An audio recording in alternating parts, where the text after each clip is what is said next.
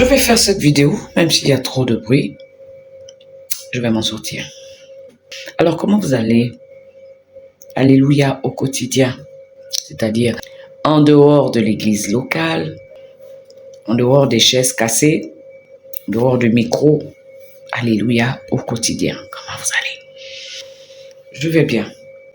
Par la grâce de Dieu, je vais bien. Aujourd'hui, j'aimerais parler de quelque chose qui m'affecte personnellement et qui, je suis sûr, affecte d'autres personnes, celles qui m'écouteront. Je sais que nous mettons souvent l'accent sur les péchés visibles, ce sur quoi on peut poser le doigt, le vol, le mensonge, la fornication, la corruption et bien d'autres choses. Mais nous avons tendance à négliger les péchés spirituels, les péchés qu'on ne voit pas. Et j'aimerais parler de quelque chose dont j'ai fait les frais récemment. Dieu a utilisé encore pour m'interpeller, pour m'enseigner. Et il a utilisé mon père pour me dire: ce que tu ne traites pas ou ce que tu négliges de traiter, de tuer en privé, va t'embarrasser en public.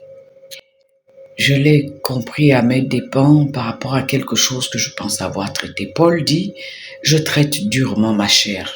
Et comme lui, vous et moi, lorsque nous décelons quelque chose que le Saint-Esprit a horreur, que la parole de Dieu reproche, nous venons vers lui, n'est-ce pas, et nous demandons pardon. Nous demandons à Dieu de nous transformer parce que nous avons été créés à son image et à sa ressemblance et nous refusons que quelque chose de contraire vienne nous affecter, vienne nous dominer. Bien-aimé, j'étais dans cet état. J'ai manifesté ce dont je vais parler aujourd'hui.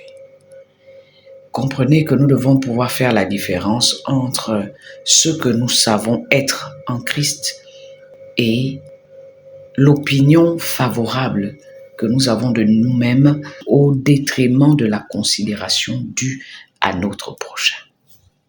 C'est ça l'orgueil en fait.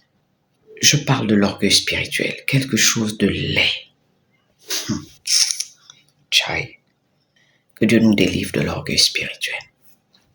L'orgueil est tellement indésirable qu'il déteste être connu pour ce qu'il est vraiment, au point de recourir à la discrétion pour se donner une apparence d'humilité qu'il est loin d'avoir.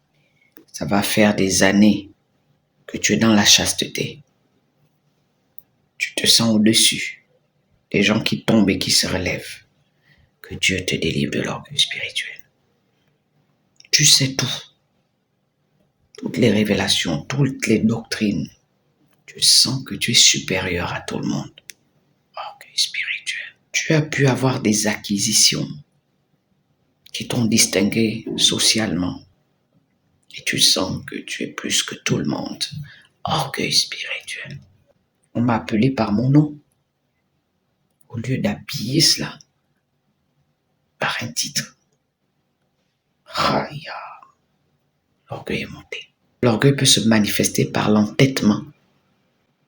On s'entête à faire quelque chose à sa manière. L'orgueil est là. Le fait de ne pas avoir le regard dédaigneux, ne pas avoir à regarder les gens de haut ne veut pas dire que l'orgueil n'a pas sa résidence dans nos cœurs. Jusqu'à ce que l'orgueil se manifeste, j'ai été convaincu que j'avais fini de traiter avec l'orgueil. Je veux dire, je ne suis pas du genre à me faire voir. Je ne suis pas du genre à mépriser les gens. Mais récemment, je me suis rendu compte que l'orgueil était là. Je ne sais pas si je parle à quelqu'un. Que Dieu nous délivre de toute forme d'orgueil, spirituel ou pas.